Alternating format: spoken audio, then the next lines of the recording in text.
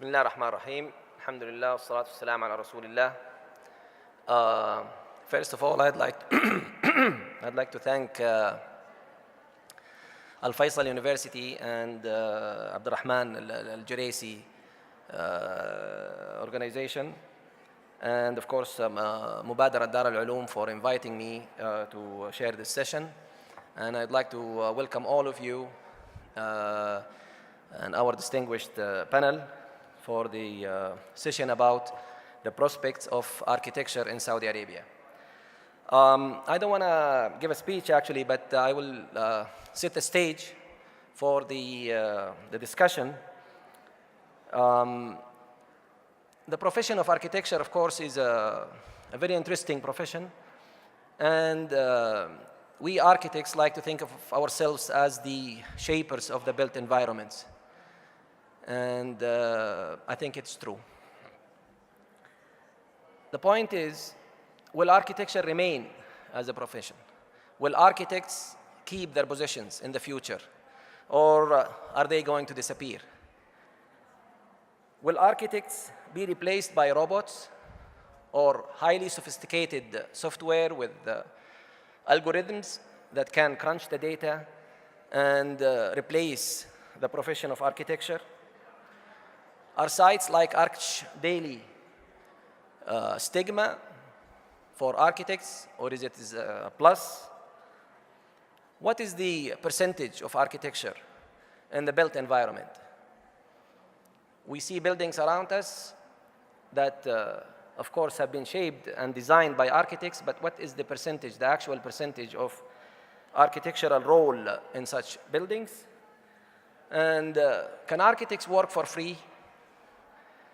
Or architectural fee actually does determine the outcome of architecture? These are issues that we would like to discuss tonight. The role of women in architecture, especially that we are in a school that actually graduates women. Are the new laws and regulations set by local organizations in Saudi Arabia, are they positive or negative for the profession of architecture? And is the lack of a governing body for architects, similar to AIA or RIBA institutions in the US and Britain, is it a good thing, or shall we architects actually call for a governing body that is related only to architecture? Now, before we start the presentations of the panels, I'd like to give you a couple of numbers to introduce the panels. The first actually is that the number of registered architects in the Saudi Engineering Commission is 211,000 registered engineers. Now, out of those, only 19,500 Saudis, and that includes male and female, which means that only 9% of registered engineers in Saudi Arabia are Saudis. So those of us who think about the profession and the future of the profession of engineering, they should actually think again. Now, out of the 19,500 Saudis, only 1,615 female engineers have been registered, which is actually 0.8% of the number of registered architects. So it's less than 1% of engineers. Now, that is engineering as a total, but if we only concentrate on architects and registered architects in the Saudi Engineering Commission, we have a total of 20,700 architects, registered architects, under the title architects. Only 3,054 are Saudis, which is actually 15% of the practicing architects in Saudi Arabia. Most of the non-Saudis are from Egypt, India, the Philippines, and Jordan, and of course the remaining countries. The number of registered practicing architectural offices in Saudi Arabia is 3,500 almost. Now, there has been an increase of almost 40% of registration for engineering offices in Saudi Arabia. 50% of those 3,500 offices are large consultant offices. 18% are standard consultant offices. 13% are one-man show engineering offices. And 6% are related fields. Of course, the rest of the offices are like surveying offices, geotechnical data, and so on, amounts to 12% of the registered offices in Saudi Arabia. That's the end of the introduction. We will start our panel discussion, actually, not the panel discussion, the presentations for our distinguished panelists tonight with Sumaya Dabbagh. Now, I would like to have our speakers actually on their seats, and then after they make the presentations, we'll all come to the stage and start the discussion. Sumaya Dabbagh is, for those who know her, is the founder of Dabbagh Architects. She is an award-winning Saudi architect educated in the UK with a diverse experience in architecture, interior design, and project management, spanning over 20 years. I don't see how, unless she has started her practice when she was 5 years old. Dabbagh began her career in London and Paris in the 90s, and then in 1993 she came and lived in the Gulf region, which was part of the quest to gain a deeper understanding of her own identity. A unique mix of influence and sensitive towards both Western and Middle Eastern cultures. In 2002, she started her own practice, an independent architectural office, and since then, she has completed a diverse range of projects such as office buildings, retail, residential, educational, as well as cultural projects. Her multi-award-winning Miliha Archaeological Center in Sharjah is a recent addition to her renowned portfolio of sensitive contextual designs. She was actually an instrumental part of the team that set up the RIBA Gulf chapter, and she is right now the chair of the Gulf chapter of RIBA, Royal Institute of British Architects. In October of 2017, she was awarded the Lifetime Achievement Award by Identity and Design Awards as recognition for her contribution to date. Today, she will talk to us about her journey as an architect that spans almost 20 years, we'll say. And please help me welcome our distinguished speaker, Sumaya Dabbagh. And for everybody, I'd like you to take a picture with her before she leaves tonight, because you will be looking at the next Zaha Hadid of the Middle East. Thank you. Wow, thank you for your very generous introduction, Dr. Yahya, and Salam Alaykum wa rahmatullahi wa barakatuh. I'd like to thank the Darul Uloom initiative for this really incredible conference and gathering of some really interesting minds here and creating a platform for discussion and debate. It's really been enjoyable. And thank you for Al-Faisal University for hosting it, and again for the second year to host the RIBA President Medal exhibition. Why architecture? Growing up, I really had some questions that I wanted to try and find a way to answer.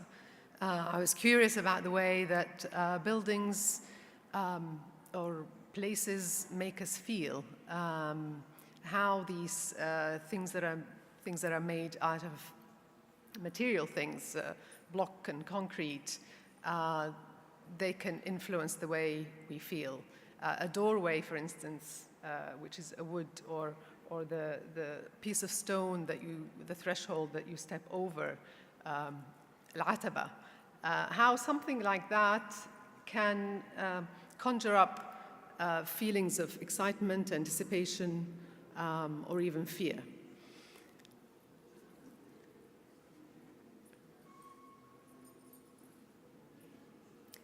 So I was really drawn to, sorry, next. Oh, do I have a clicker? Oh, yeah, it's there. Oops. So that was one of the questions. The other question really I had was, what makes buildings that are really old, 2,000 years old or more, feel timeless?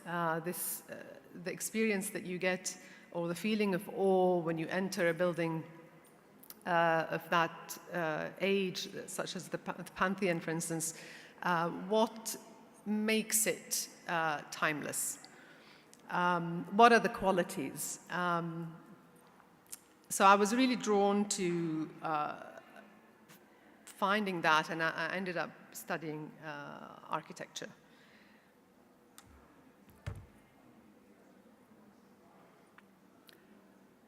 As a student, I continued to explore these ideas of timelessness, of experience of architecture, and one of the things that were really something that I was fascinated by is this relationship between the earth and the sky, this vertical axis, the ground and the sky. And it was actually illustrated in this, how having just a small opening in that dome makes it really unique to any other domes that you do see. Is that really connection, vertical connection, which is also a spiritual connection. So that was something that I was interested in, and as a student, ended up exploring that more in my work. This is a site that I selected in my final year at Bath University, and it's in Porto City. And I just found it really dramatic how this city, which is made out of granite, that solidity and mass of a city like that, with a square that was created by blasting out the rocks with a dramatic Baroque facade to one side. That's the view from there. And explored the idea of a tower and the dualities of earth and sky, light and solid.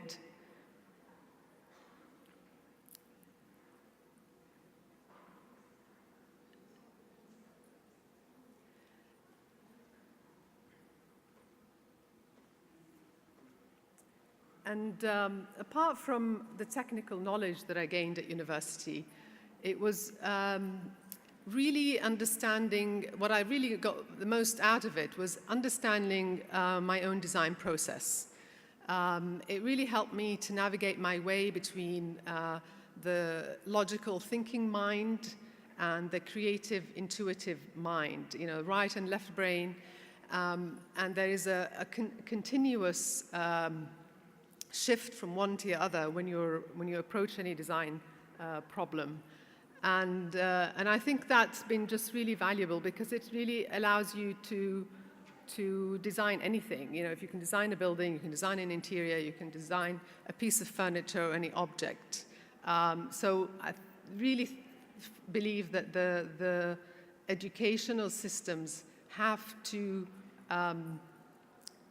at least that would be what you need to get out of, and then that will equip you with a very valuable tool. The knowledge will come, and we're still learning all the time. There's technology changes, and with that, you have to really keep up with everything. So that knowledge you build up through time. Also, the design, understanding your own design process takes time and many projects as a student, and no wonder architecture education can take a long time, 5 years or longer in some countries. The other valuable thing that I found was as a student and after when I started practice, is to really start to physically visit buildings and have a first-hand experience. One thing is to look at things in my days it was magazine, now the internet. Another thing is to really experience them. And through that, really I learned a lot about what I was trying to answer in my early career. And if I was to select one project really that gave me a lot of answers at that time, is this building, which is very cleverly disguised because it's built into the rock by Peter Zumthor, who is a Swiss architect and one of really the architects that I greatly admire. This is a small village in the Swiss Alps, Vals, and it has a hot spring. So this is a design of a thermal baths. And looking at this building, you can see architecture takes different, the different aspects of architecture. Firstly is the form. It's really nestled into the landscape, but it's also beautifully made object. It's an object at the end of the day. And secondly is the space that's created in that object, the materiality of that space, the play of light and shadow that creates the atmosphere within that. And what I think has been most important for me is that architecture is a container of experience. And in this particular building, it's about the experiencing of water. It's the hot springs, and there are chambers that you experience different temperatures of water and different scents. Some have different flowers in them. So the architecture is just really stripped to its basic minimum as a container to really allow a very sensual experience of water. And I think really that's, for me, that building sums up the role of architecture.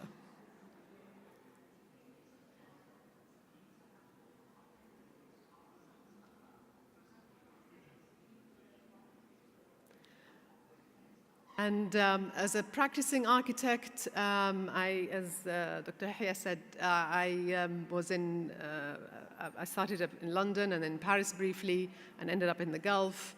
I had the opportunity to work on a design competition in the practice that I started with, and for a children's science and culture center. And we won the practice, won the project, and I was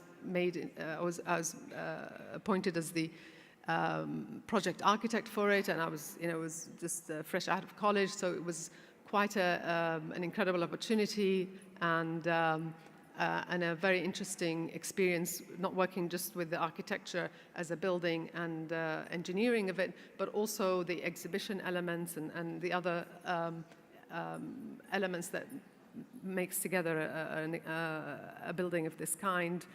So it was a really rich experience. And 10 years later, after 10 years of practice, I decided I was ready for setting up my own practice. And the people who know me, they know that I have a kind of a naive side to me, which I think I'm really grateful to have, because if I had known what I was letting myself into, I wouldn't have done that. So I'm grateful to have that quality that allows me to just really jump in the deep end sometimes. And I started really small, worked on, that was my first project, independent project.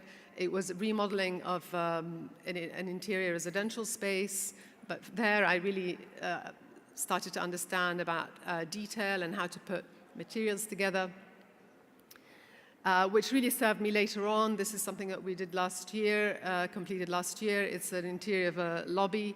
Again, it was completely remodeling a space. It's a Marriott property in Dubai.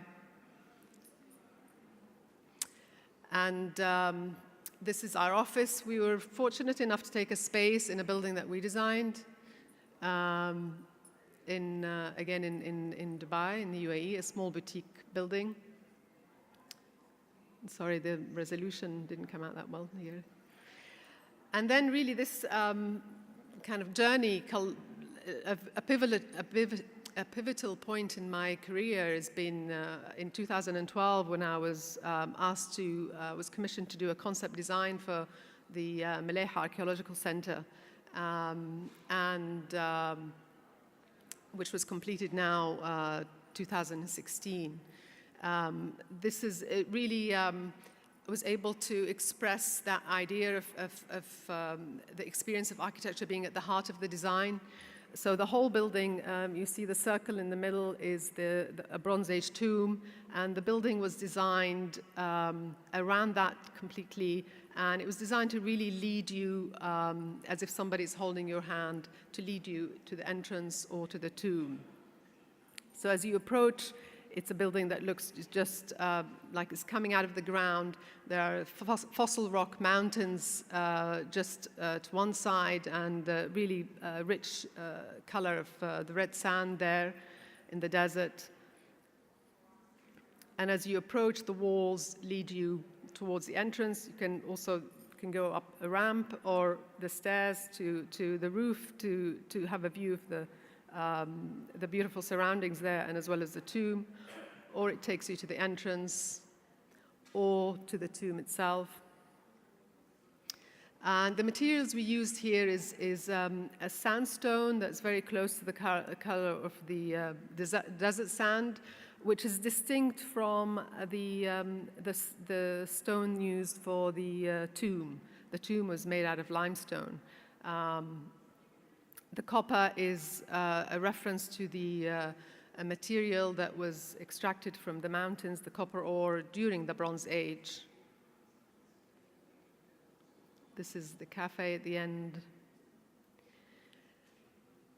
And this project also, I mean, what we felt right at the beginning in my first site visit, that I felt that the building had to respect what's there. It couldn't overshadow it. It really needed to give it space and give it its value back to the village of Malayha.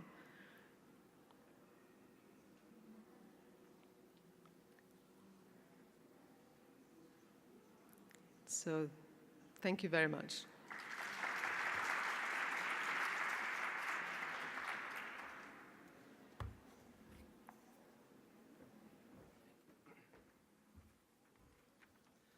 Thank you, Sumaya. First of all, I'd like to apologize to the organizers for speaking about the name of the organizers. I think I mentioned Abdurrahman al-Juraisi. I should have said Abdurrahman al-Sideri, Markaz Abdurrahman al-Sideri al-Thaqafi. And I have to give credit where the credit is due. Our next speaker is Mr. Louay Quota.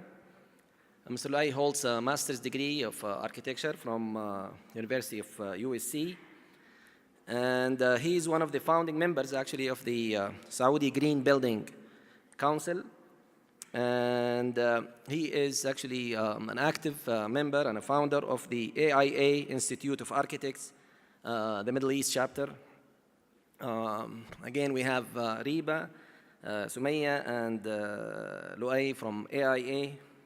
That's an honor, actually, to have both organizations represented here tonight. Mr. Louay is a part-time instructor at Infat University, and he's a frequent critique at King Abdulaziz University for the Department of Architecture. He is currently a board member at the American Institute of Architects regional chapter and the Saudi Umran Society Jeddah chapter. He's also a faculty member at the University of States Green, and he carries 20 years experience also. Now, looking at you makes me look very old, actually. If you have 20 years, both Louay and Sumaya, it means I'm really very old. Louay started his own practice in 2007, named Architectural Projections in Jeddah, rightfully so. In 2012, the firm was shortlisted for both the Best Boutique Firm in the Middle East and the Best Residential Design in the Middle East. These awards were by the Middle East architects. Mr. Quota has always been an advocate of quality design through his practice and through his lectures and speeches throughout his career.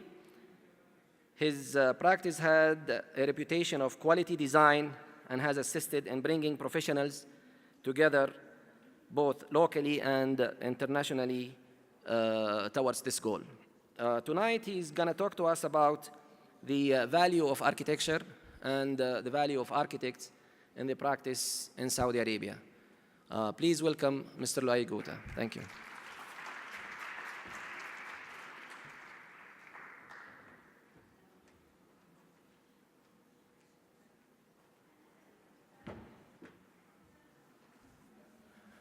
Salam Alayka. Thank you for the kind introduction, and thank you everybody for being here.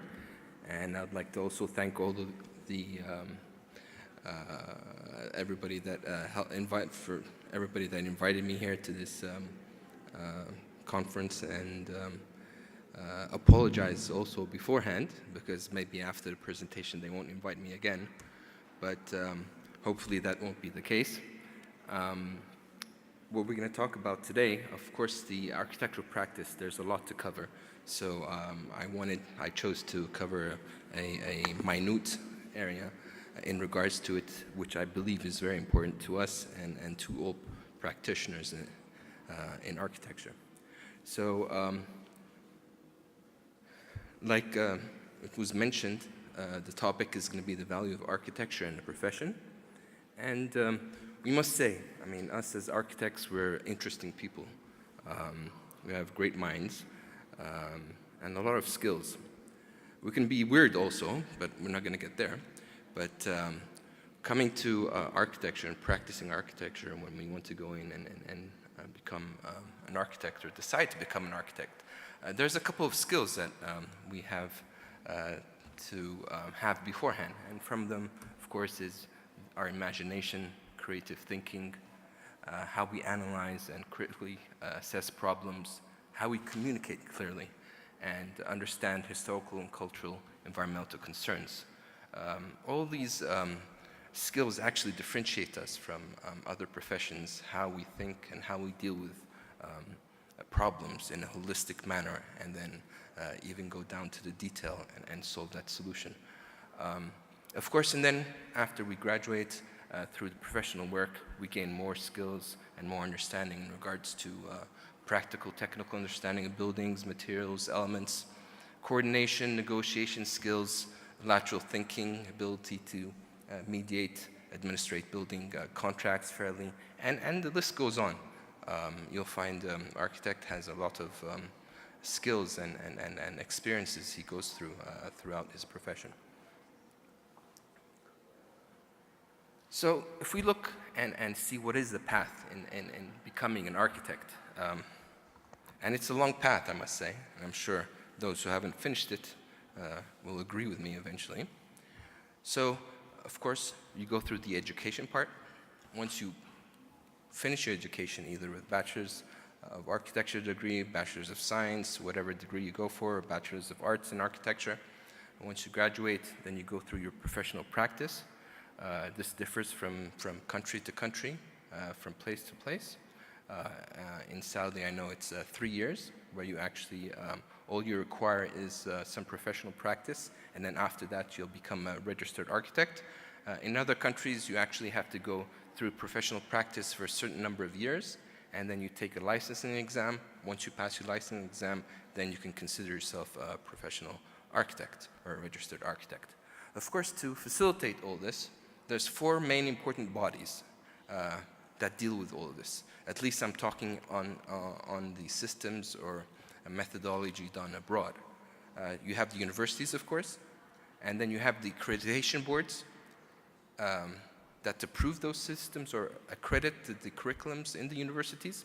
And in regards to the states, it's NAB, it's NAB accreditation in UK. If I'm not mistaken, actually RIBA does that. And then you have the licensing body, which in the United States is NCARB. And then you have the professional associations, which is also in the States is AI, as you know, and in the UK it's RIBA. So you can see there's all these different bodies, and sometimes, like in the case of in UK, it's actually 3 of those jobs is done by one body. But the idea is that they're there, and there's a strong tie between them, and that tie ensures the quality of the graduate and the pathway of the professional architect. So looking at it, if we go taking a broad look, this was a study done by the Association of Collegiate Schools of Architecture in 2013, and they wanted to see, okay, how long does it take to become an architect? And as you can see here, the United States is maybe one of, and China is one of the longest paths towards a career. I would say maybe the States is a little bit longer. They go through a 5-year, this is for Bachelor's of Architecture, 5-year education program. Then they need a 3-year professional internship, which they call IDP, Intern Development Program. And then once they finish the IDP, then they can start taking the exam, which is the NCARB examination, which is from 3 to 5 years. And until you finish and pass those examinations, which is basically around 7 examinations, you're not allowed to call yourself an architect. So that's we're talking about 11 years of career path until you can call yourself an architect. Of course, it varies from country to country, as you can see. But if we come here, like in Saudi Arabia, it takes 5 years. Then, as I mentioned, 3 years of professional practice. And then after 8 years of education, professional practice, you can call yourself an architect. Of course, there's no examination required. So, after 8 years of study and professional training, an architect should be respected like a doctor and paid like a highly qualified professional. So for all you students who think so and who haven't graduated, it's seldom the case. Just a little check there. That's not how life goes, at least for the architect. And that's kind of sad. So what are we facing? Why aren't we appreciated? And why aren't we paid, or why aren't we respected like doctors and paid like professionals? And for people who actually practice the profession and who have firms, I'm sure they'll be very familiar with what I'm going to say and what's going on in the market. So one of, and of course this is my analysis of the situation. I would believe one of the issues, if we start numbering down, I'm sure there's a lot of issues, but I tried to number down, being that we only have 10 minutes, the most important issues I could see. So I would say the first one is that there is ignorance. When you go out in a profession, you'll find that a lot of people don't know what architects are or what they do. And this is actually a study that was done by the Architectural Journal in 2016. They actually interviewed, and this was an interview done in the United Kingdom, for over 2,000 people, and they asked them questions about architects. And you can see there was a large sign of ignorance in regards to what they can do and what they do and so forth. And this was done in the UK a couple of years back. So you can only imagine what that survey would be and what numbers would come out with here in Saudi Arabia or in the Gulf. Actually, a short story was like last week I got a phone call from somebody who bought a land that I designed a building on from a previous client. And he was, it seems the lady, she sold the land for some family reason, and she sold it with the design. That's another issue, of course. I don't know how she sold it with design. There's copyrights issue there. But maybe that's for another discussion or another lecture or panel discussion for another day. But anyhow, so she sold it. So the new client of the land was asking me a couple of questions, and I was answering, and he's all excited that he bought the land. And then we were just about to hang up. He's like, okay, so inshallah, when I want to build a building and construct it, I'll come to you. So I was like, I stopped there. I was like, you're going to come to me to construct your house? I'm an architectural office. So then we had another long discussion, and you can rest assured he'll never call me again after that. But he doesn't know what architects do right now. So there's that part of the story. If we come to other issues, we have, when we look at architecture, what architects practice, and what the future also has in hand, you're seeing that there's increased operation cost and less compensation. Architecture has changed a lot from a while back, and it's going to continue to change. And the building, and that's why, because what we produce in terms of design is changing, and our knowledge to the environment and awareness of the environment is changing. So nowadays we have buildings, they're not just simple, brick and mortar buildings. They're living buildings, breathing buildings. So they require expertise and technical knowledge in building performance, in building systems, new materials, and so on and so forth, and tools to make those designs. So you'll find architectural firms, they'll have a lot of consultants on board, they'll have a lot of consultants on board, and they'll have to acquire a lot of knowledge.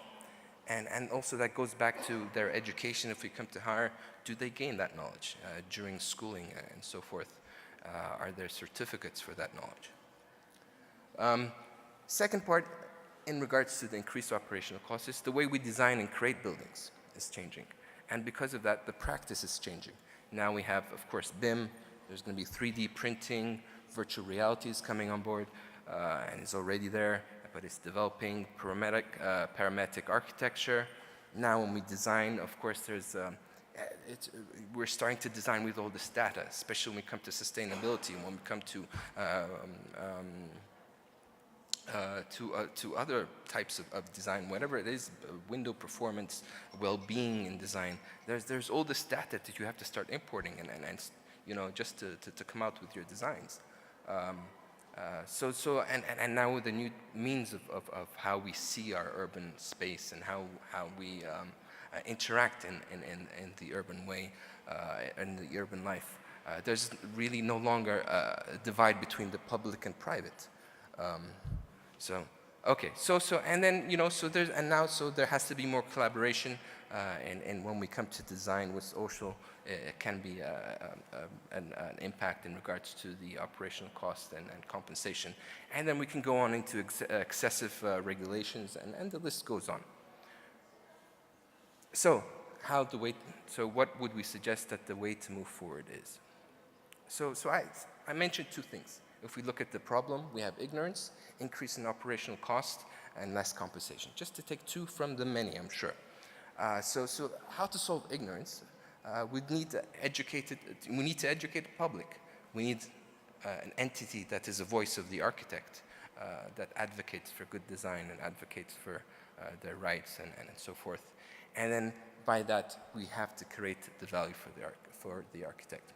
On the other end, in regards to increased operational cost, we need knowledgeable graduates. So when firms come and hire graduates, they have that knowledge and the tools for this new information and data that is being used in the means and methods of new designs. Specialized programs at universities. You'll find in universities in the West, there's inside architecture, they have specialized sub-majors, which helps the architect when he graduates. Maybe he doesn't have to be a designer, but the architecture is so broad. There's so many, expertise required in architecture that they can always major in. We need to license our architects. Also encourage collaboration and ease practice regulations. So to do these, if we come to the left hand, we need a professional association, and then we need a licensing body. And then on the other side, also we need a licensing body, and we need universities. We have them all. No, we don't? No, I don't think so. We have universities, but then we don't have licensing bodies and we don't have a professional architectural association. We have an engineering association, but we don't have an architectural association. So coming back to the first image I showed, for us to move towards 2030, as long as we have the 4 main components for the architectural profession, we can, achieve any challenge. But if we don't, then it's like you're walking on or moving, if I could say, crippled. So as long as we have those 4, then we can move forward with any challenge. So if we see we have universities, some of them go to some accreditation boards, although they don't go through a full NAB. And then we have licensing bodies. We don't have licensing bodies, and then we don't have a professional association. So when we come to see the increase in operational cost, the way to fix that, we have to go to universities and ask them to be more flexible in their curriculums, and professional associations, we have to ask them to advocate in regards to the profession. We come to ignorance, we also need the professional associations to advocate and increase our value, and then we need licensing bodies to give that value to the architects and to ensure that we have professionals in that scene. So, like I said, we're missing out on the professional associations, on the licensing bodies, and then once we have those 4, what we really need is a strong tie and open communication between them all. Unless we have that open communication, then we really, we won't be able to reach the goals we want in regards to the flexibility in future methods and means of architecture and design. Just giving you one example as the last slide. As I mentioned, in the United States, it takes about 11 years to become a professional architect. And because of the current situation, at least in the United States, where they have a shortage in architects, being that they had that strong connection between NCARB, NAB, and AIA and so forth, and the university, they're coming up with a new program where you have 17 universities. They're actually offering a professional program, so you graduate and you're actually a registered architect. All of that just so whatever problems they have, as long as they have those 4 components and there's proper communication between them, they can meet all the demands that they do or require in the future. Thank you.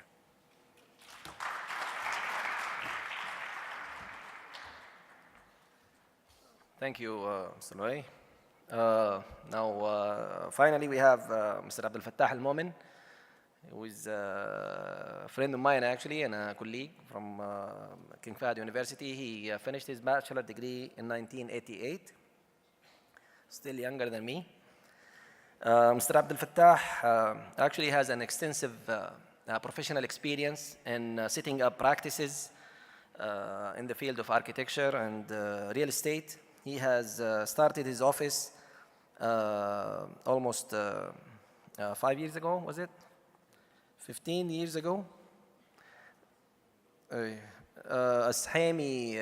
started actually with the Sahami office, where he served 15 years as an architect and still is working with the Sahami. He has set up his office, Abdulfattah Al-Momen Consultants, and where they do architectural designs, engineering projects, and so on. He has also a number of companies, both in Saudi Arabia and the Philippines, including Conclinic Arabia Limited, B.at System, B.at Real Estate Development, and Prismore International Corporation. Mr. Abdulfattah, his work has actually been recognized by professional architectural and interior design magazines, sometimes getting the covers of those magazines, and it has been featured in so many local and international magazines. Now, I don't want to talk more because his CV actually is very long. He can talk later because we want to keep the time. Tonight, Mr. Abdulfattah is going to talk to us about architecture, yesterday and today, and he would like to convey a message to the young architects in Saudi Arabia about the profession of architecture, the practical side of the profession. Please help me welcome Mr. Adel Fattah Al-Momen.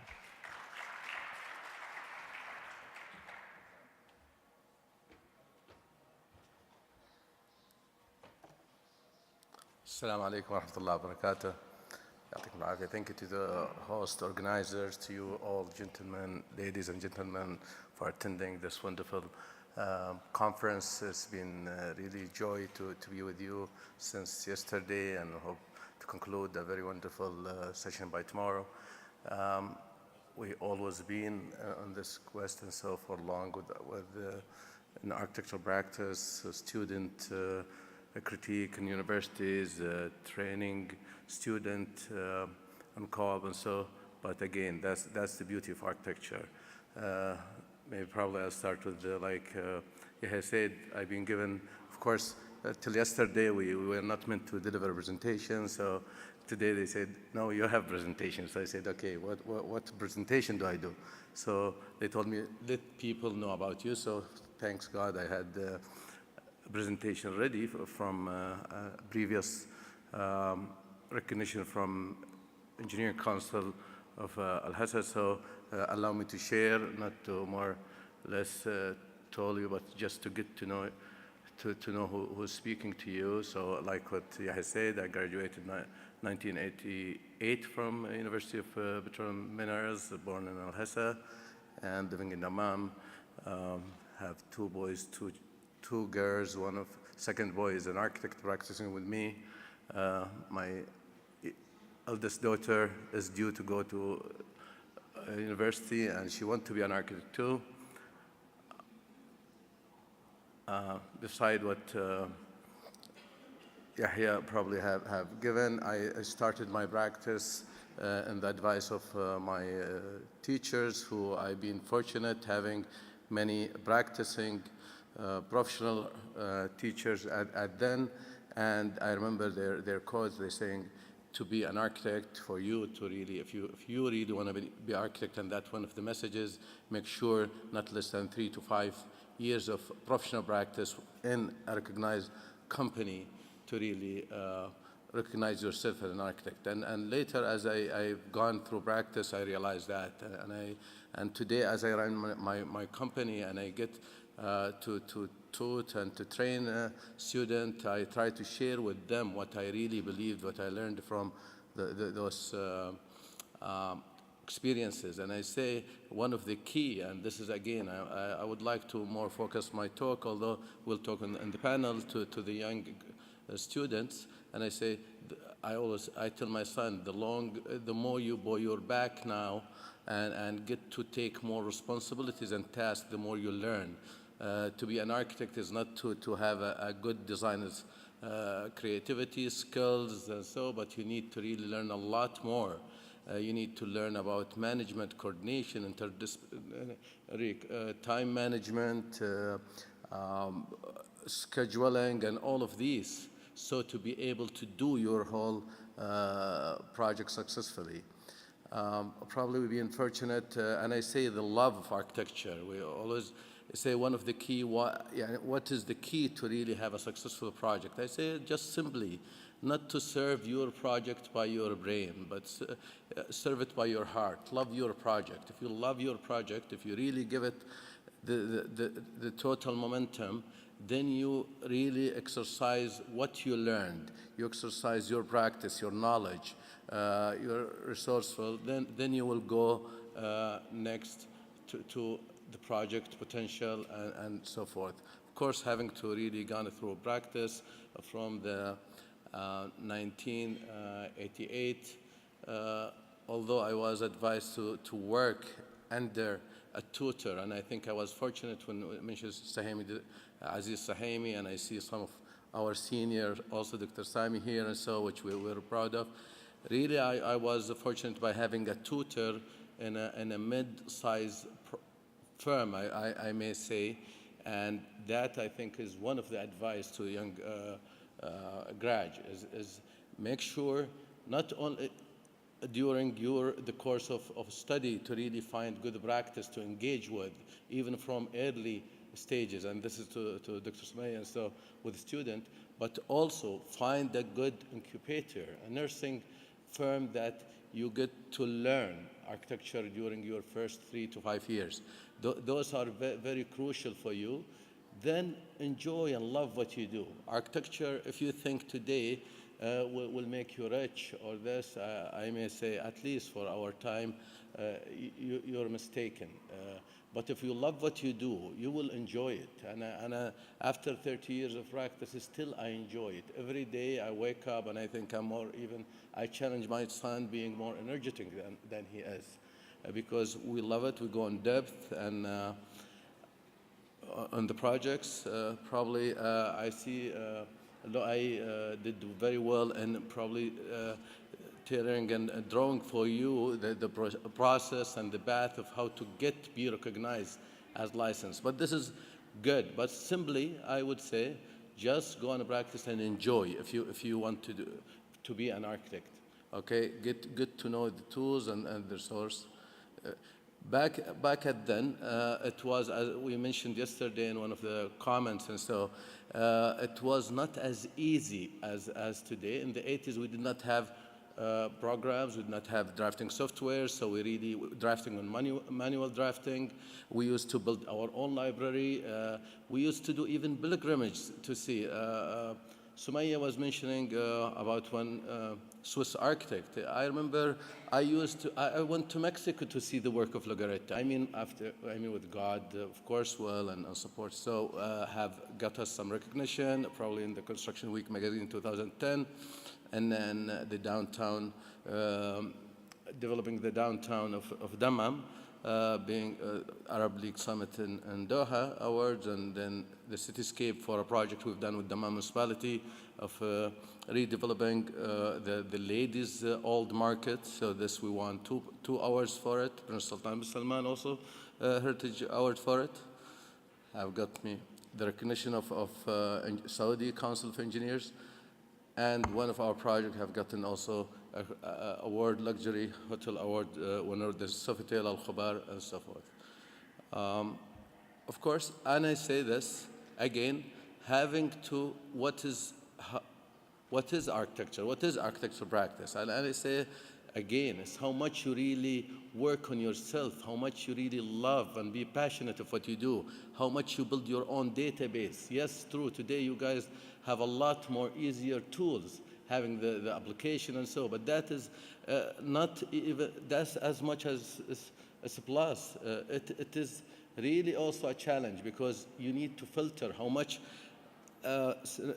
you could filter from those knowledge. I mean, you see a lot of architecture today, people imitating images and making it up as facade, but without having to really exercise the practice, the value of architecture, the principle, the needs, the budget, the rationale of the architectural process and so. So this has to be, and I think maybe I may say I still do use my pencil, I still might use my sketch pen, and I think that's where the thought gets there. You really think. And I remember one of our professors that had, and Yahya remembers him, used to say, do not ink, think. And it is all at the tip of your pen.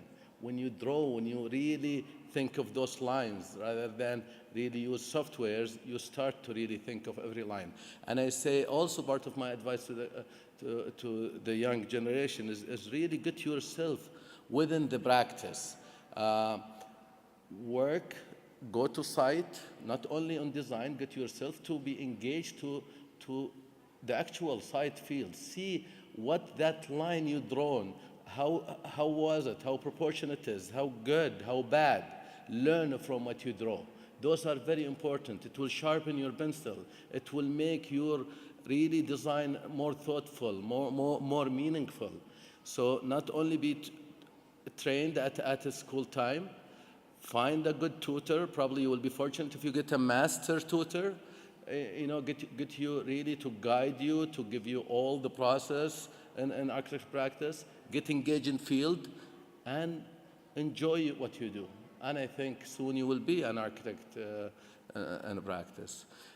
Those are some of the projects that we worked on. We've gone through multiple projects that we also, as the quest, is so that we keep on exploring, we keep on learning and exercise in the sustainable environment and a green. Some projects we really had to really, for example, develop, work with identity. So it's not your choice. This is part of the requirement that you have to think of the product, the identity requirement, today, the green, the sustainable architecture, how you really deploy those in your projects.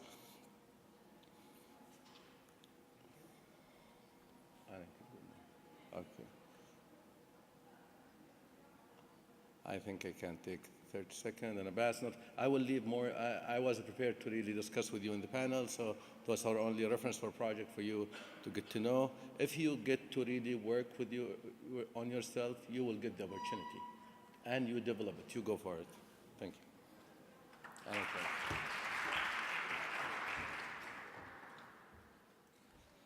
Thank you, Abdulfattah. I'd like to invite the panelists, please, to take their seats on the stage. Now, because Sumaya has to leave actually at 7, we'd like to have questions for her first. 10, 15 minutes past 7? Okay, we extended her time with us. That's very good. Thank you, everybody. We'd like to take questions, if you'd like. Yes, can we get the microphone here, please?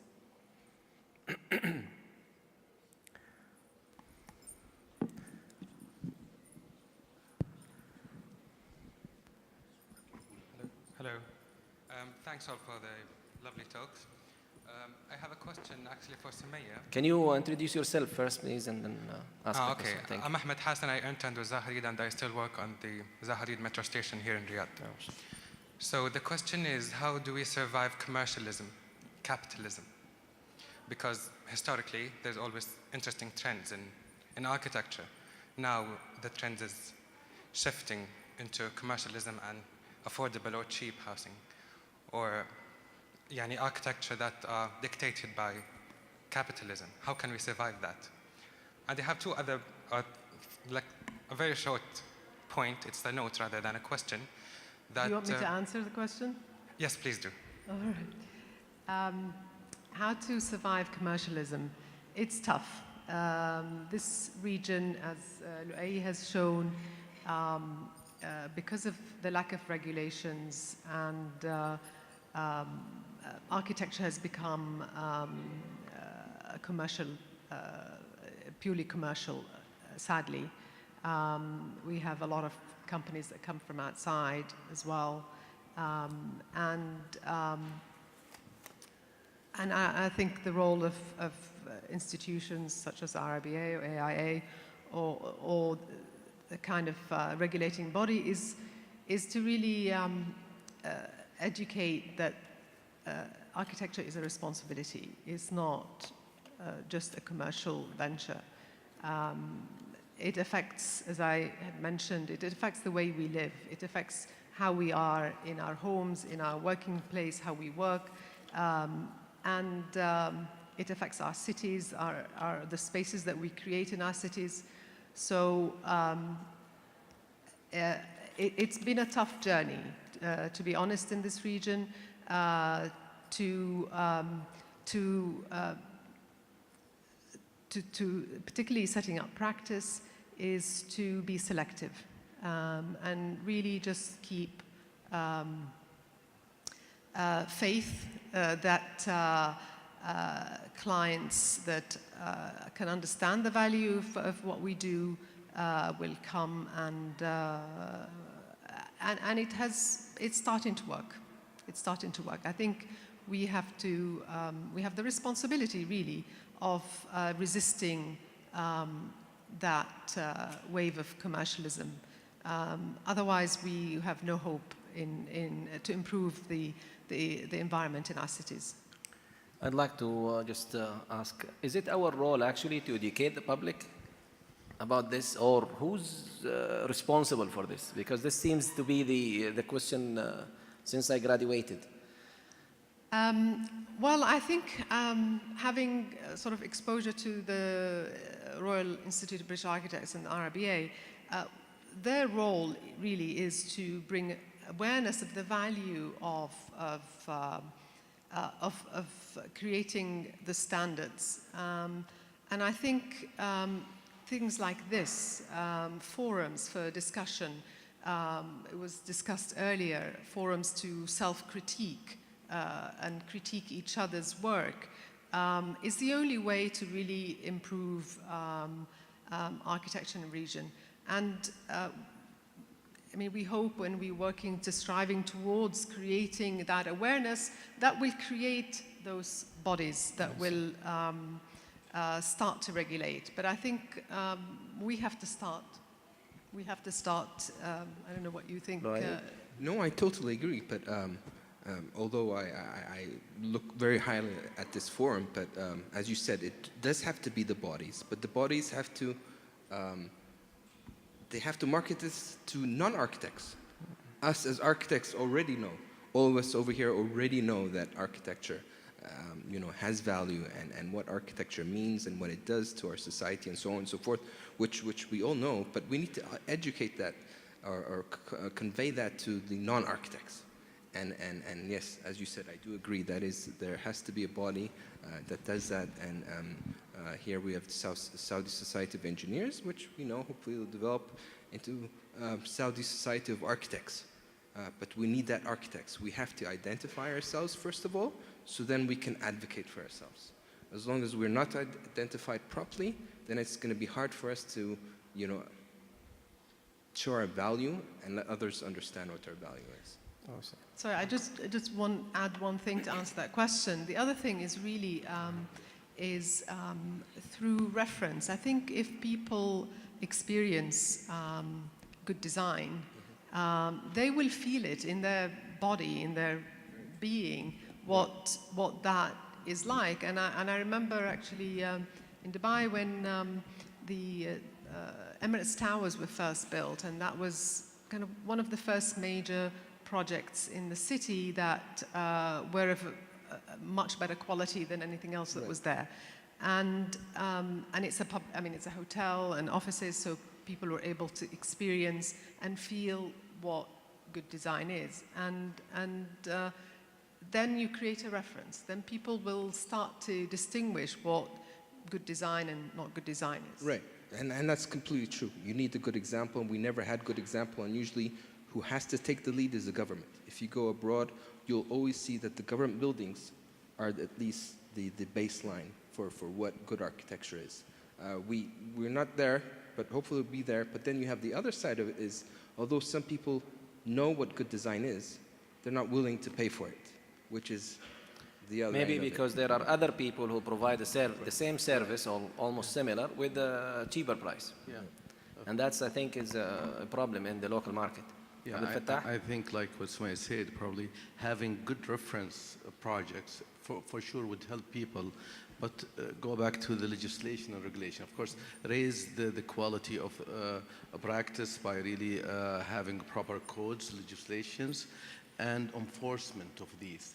Now, till today, we don't have that. But although things are moving forward, but slow, today in projects, especially larger projects, not residential, more requirements are demanded by architects to really apply the life and safety, the traffic studies and larger projects. And so these will enforce and apply also fees.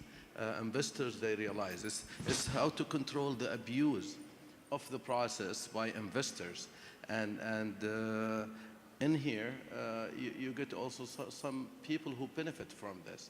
So having to control the practitioners of not abusing it by having to work for low fees, for no standard control, and again having to control the investors not to abuse the processes. So when you put the standard fees and the control, I think with good reference projects, we soon will develop to further. You still have more questions, huh? Yeah, we have. Please go ahead. Yeah, we had a comment. I don't know if you want to. We'll follow up later, Okay, please. yeah. We'll come back to you.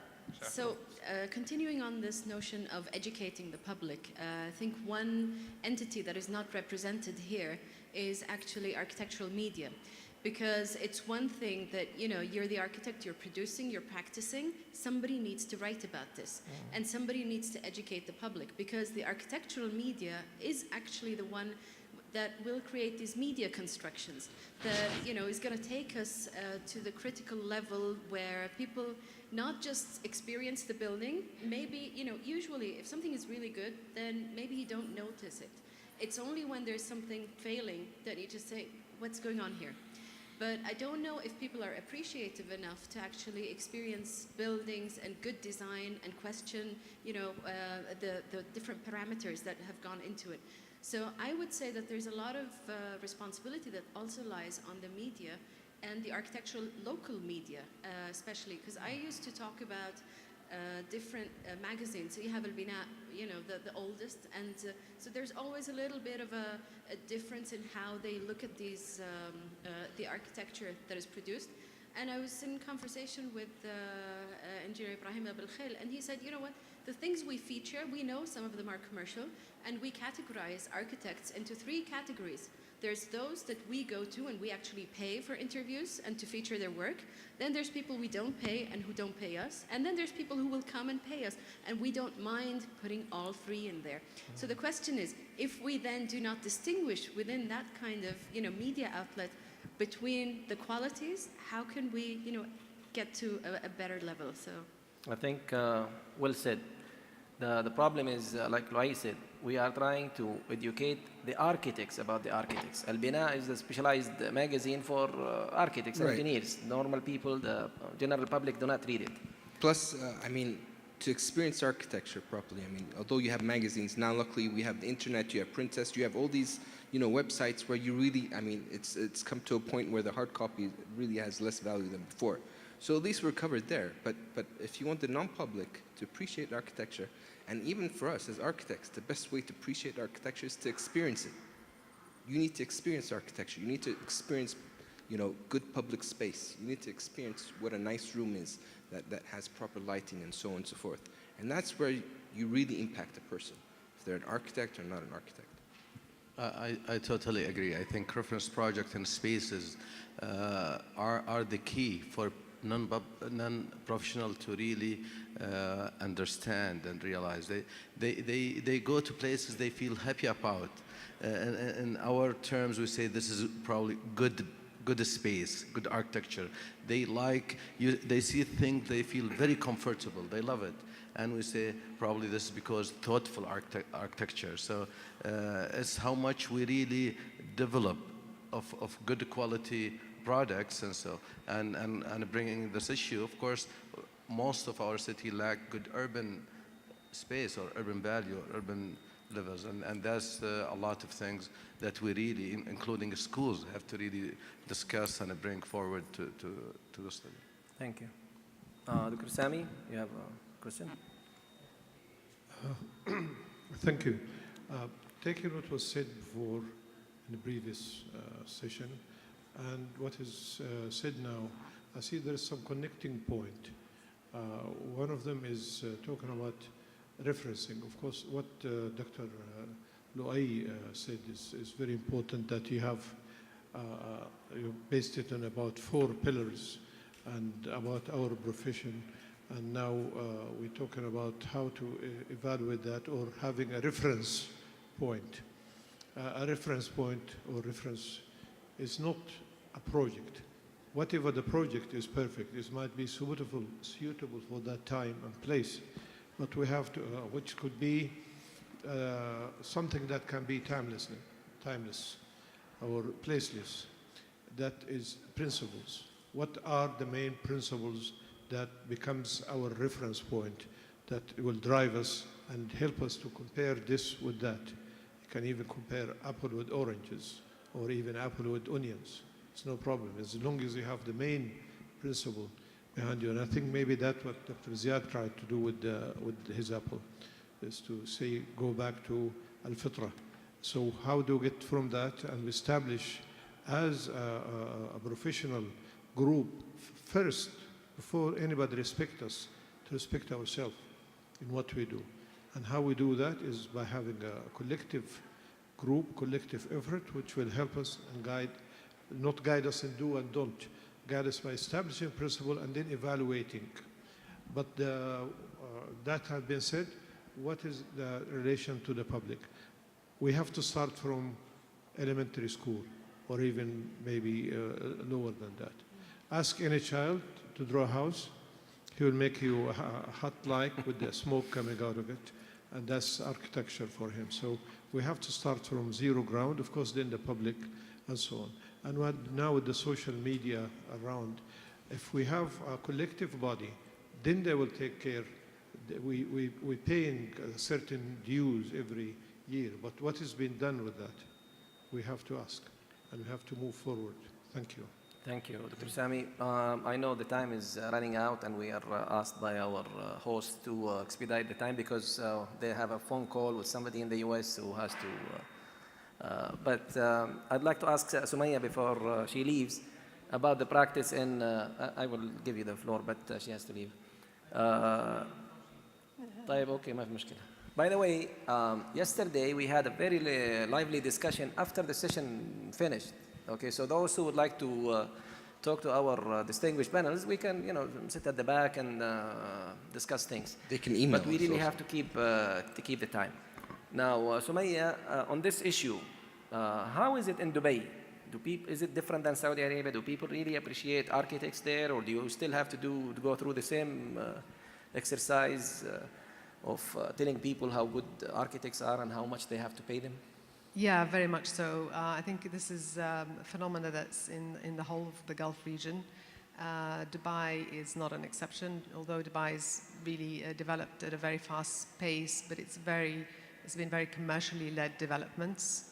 And there's a lot of spaces that are created that are really leftover spaces in the city that need to be addressed.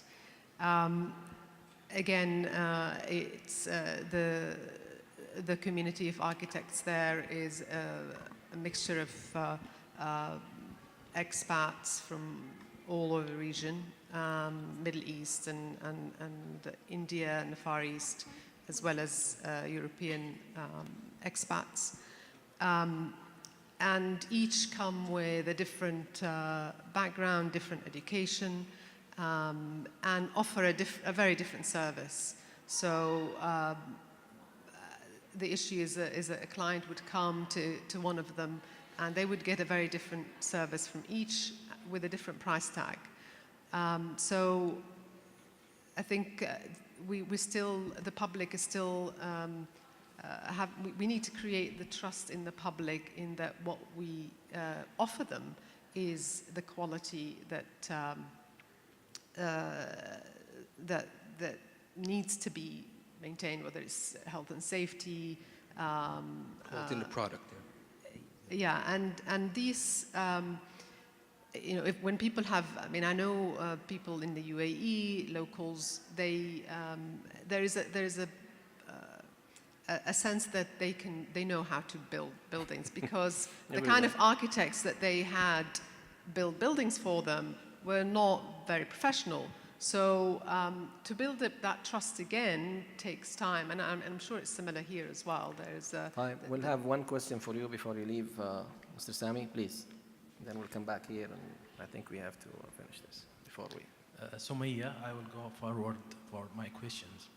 Starting from your presentation, I have noticed that you had many questions in the beginning of your experience, like why architecture? So you are why architects then? And you tried to explore why through historical buildings, traveling, experience spaces, form, textures, and so on, light. And you tried through your presentation many case studies of space quality, nature, lighting.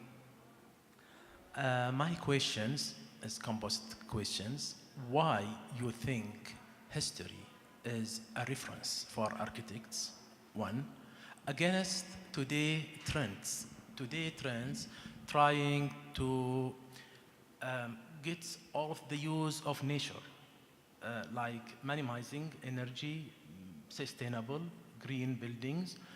I noticed that historicals, if we copy history or develop it, that mean we copying mistake.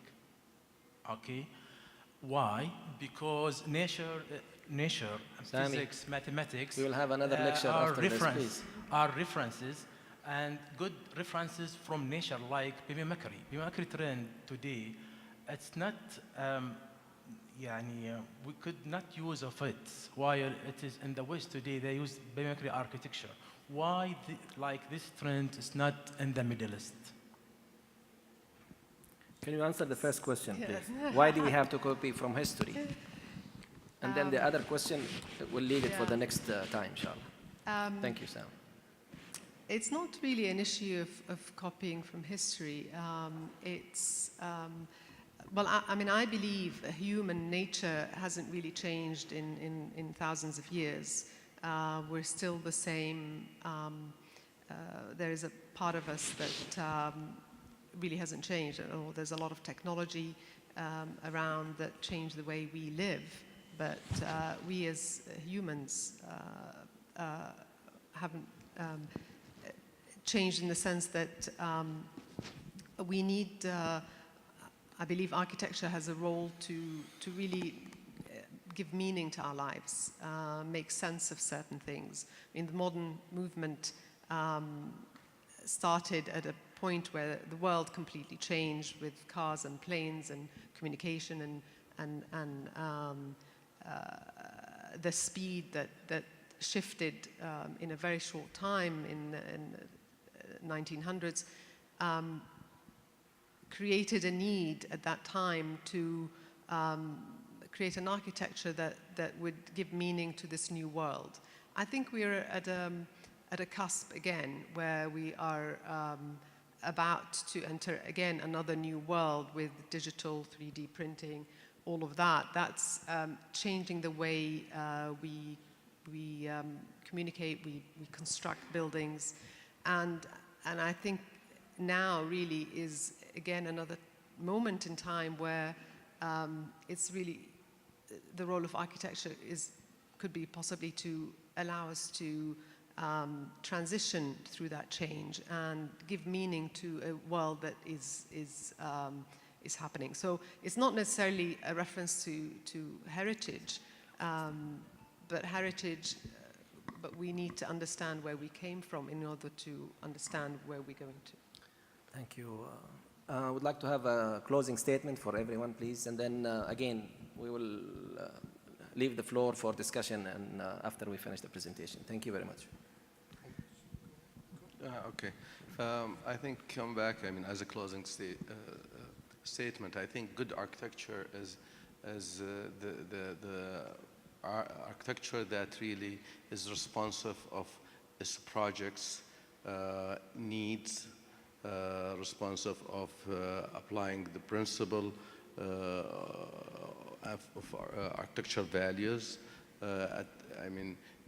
attending to the project challenge, budgets, context, environmental, and so forth. And probably that's what we fear from having some other practitioners coming in here, practicing architecture, having this being a golden land of opportunity to do what they cannot do anywhere. I don't say that there are not good architects, especially with the new technologies and others. So my fear is if this becomes only a field of exploration. Architecture is all about this, but we want the rational architecture that is very responsive to what it's meant to be. Thank you. Louay? Yeah, closing point. How can I take this? Well, we promise you we'll establish 2 organizations. Really? For you, just for your eyes. Okay. Well, having these organizations, I think, and as Dr. Sami said, they are pillars. And we eventually, hopefully, we need to have them so we can move forward. We're coming up, to times where architecture is going to be a very challenging practice. And as we all know, architects think, in different means, and it's a great profession. But we need to create the value for that profession and for what architects do, because at the end of the day, like we've all said and you all know, we're creating our environment. We're creating what tells people who we are and where we are, for us and for the future. So we need to build on that and to work on that foundation and start. And that goes with the universities, it goes with the public, and you know, I don't want to sound like a broken record, but when there's a will, there's a way, and hopefully we'll get there. But we just have to start and take the first step. Thank you. Thanks, please. My hope really for the region is that we're able to improve the standards of education and practice here. I think the RIBA and the IAA are tools for us to take the knowledge, to exchange knowledge, and to really allow us to build our own cities. We need to build cities that reflect our own values, our own culture, rather than have imported architecture. Thank you. And finally, I'd like to just summarize some of the issues that were said here. I think it all boils down to the passion, our love for architecture. Abdulfattah said that you cannot be rich if you become an architect. Of course, there are solutions for this. And this message is to the young ladies sitting here, you know, going to graduate. If you want to establish a business because you love architecture, please do. But on the side, establish another business, make a cupcake business just to support the architectural profession. I decided, you know, I will, after 20 years of having my office, and looking at my budget, my kids are grown up now and they need to get married and, you know, they need housing and cars and things. I think if I have, time goes back, هفتح محل الفول to support my architectural practice. Now, the issue about organizations, of course, we keep talking about it, but nobody is going to do it if we architects don't take the initiative to actually do it. Especially, you know, people with experience, Dr. Sami Angawi probably can lead the issue to really establish something, even if it is not official at the beginning. And then, of course, the issue about educating the public. There is no education about real estate agents who take 2.5% of the land that they sell. If they sell a land for 1 million riyals, it's like Quran munzal, they will get 25,000 riyals. Why can't architects actually get 2.5? We are happy with 2.5% sometimes of the construction fee of the building. So I'm told that we really have to cut this discussion. And again, I thank you very much for inviting us here, and thanks for the enlightenment that we have received from our panelists here. And thank you for attending. It's Friday night, and you're still here, so thanks again. Thanks, everybody. Appreciate it.